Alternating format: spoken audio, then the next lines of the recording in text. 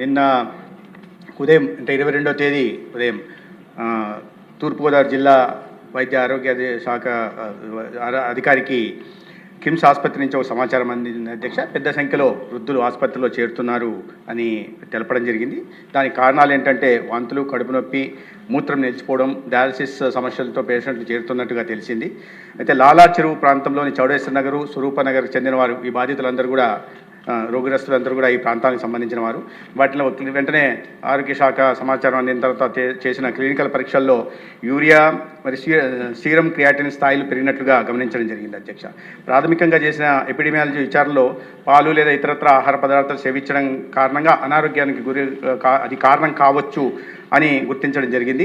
కోరుకొండ మండలం నర్సాపురం గ్రామంలోని Varalakshmi milk dairy నుండి 106 కుటుంబాలకి పాలు సరఫరా చేయబడినట్టు కూడా గుర్తించారు అధ్యక్ష. ఆ డైరీ నుండి పాల సరఫరాను తక్షణమే నిలిపివేయడం జరిగింది.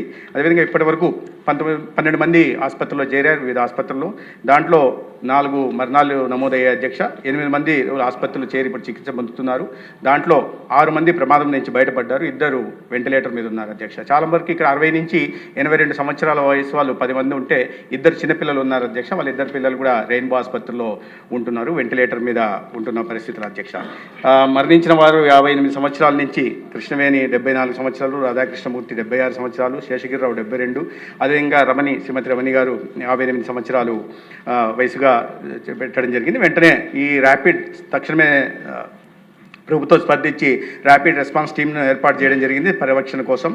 జనరల్ మెడిసిన్ నిపుణులు, మైక్రోబయాలజిస్టులు, శిశు వైద్య నిపుణులు, ఎపిడెమియాలజిస్టులు దీంట్లో ఉన్నారు. అదేవిధంగా 14 ఫీల్డ్ సర్వీస్ టీమ్స్ నియామకాన్ని ఆ ప్రాంతాల్లో ఈ లాలా చెరువు ప్రాంతంలో ఉంటున్న స్వరూప నగర్, ఈ చౌడేశ్వర నగర్ సంబంధించిన వాటిలో ముందు జాగ్రత్తగా 679 ఇళ్లలో సందర్శన చేయడం కానీ, హౌస్ సర్వే చేయడం, తర్వాత 957 కుటుంబాల స్క్రీనింగ్ కూడా చేయడం జరిగింది అధ్యక్ష. పాల సరఫరా పొందిన 106 కుటుంబాల నుండి కూడా రక్త నమూనాల సేకరణ కొనసాగుతోంది. ఆ లక్షణాలు ఉన్న వ్యక్తులను గుర్తించడం, చికిత్సకు రెఫరల్ చేయడము, వైద్య పర్యవేక్షణ, ప్రజలకు సూచనలు కూడా జారీ చేయడం జరుగుతోంది.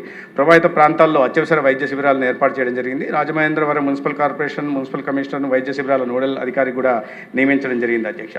రోగుల చికిత్స పర్యవేక్షణ, వైద్య సిబ్బంది అందుబాటులో ఉండేలా చూడడం, అదే అంబులెన్స్ మరియు రెఫరల్ సేవల సమన్వయం కూడా కోఆర్డినేషన్ పని కూడా జరుగుతూ ఉంది అధ్యక్ష. ఈ నమూనాల సేకరణ చేయడం జరిగింది. నర్సాపురం గ్రామం, కోరుకొండ మండలంలోని Varalakshmi milk dairy food safety అధికారి తనిఖీ చేశారు. ఫుడ్ సేఫ్టీ చట్టం ప్రకారం విధి విధానాల మేరకు పాల నమూనాలను సేకరించడం జరిగింది. ప్రభావిత ఇళ్ల నుండి పాలు మరియు పెరుగు నమూనాలు కూడా తీసుకున్నారు. నమూనాలు పంపిన ప్రదేశాలు స్టేట్ ఫుడ్ ల్యాబొరేటరీ హైదరాబాద్కి, అదేవిధంగా స్టేట్ ఫుడ్ ల్యాబొరేటరీ విశాఖపట్నము, అదేవిధంగా హైదరాబాద్లో ఉంటున్న విమ్టా ల్యాబ్ కూడా నమూనాలను పంపడం జరిగింది అధ్యక్ష. ఈ మరణించిన వారిలో కృష్ణవేణి గారి కుమారుడైన తాడి సీతారామయ్య గారి ఫిర్యాదు మేరకు పోలీస్ స్టేషన్లో ఒక క్రిమినల్ కేసు కూడా నమోదు చేయడం జరిగింది. అదేవిధంగా అనుమానిత విక్రేత ఎవరైతే ఉన్నారో అతన్ని కూడా పోలీసులు అదుపులోకి తీసుకొని విచారణ చేస్తున్నారు. క్రూజ్ టీమ్స్, అదేవిధంగా ఫోరెన్సిక్ బృందాలు కూడా దర్యాప్తులో పాల్గొంటున్నాయి. పోస్ట్ మార్టం కూడా చేయడం జరిగింది అధ్యక్ష. మరణించిన వారి శరీరాన్ని, పార్థివ దేహాన్ని పోస్ట్ మార్టం అనంతరం నమూనాలను ప్రాంతీయ ఫోరెన్సిక్ ల్యాబ్ కూడా పంపబడుతుంది. ఈ పంపిణీ వ్యవస్థ మరియు ప్రభావిత వినియోగదారులు గుర్తించేందుకు దర్యాప్తు కూడా కొనసాగడం జరుగుతుంది అధ్యక్ష.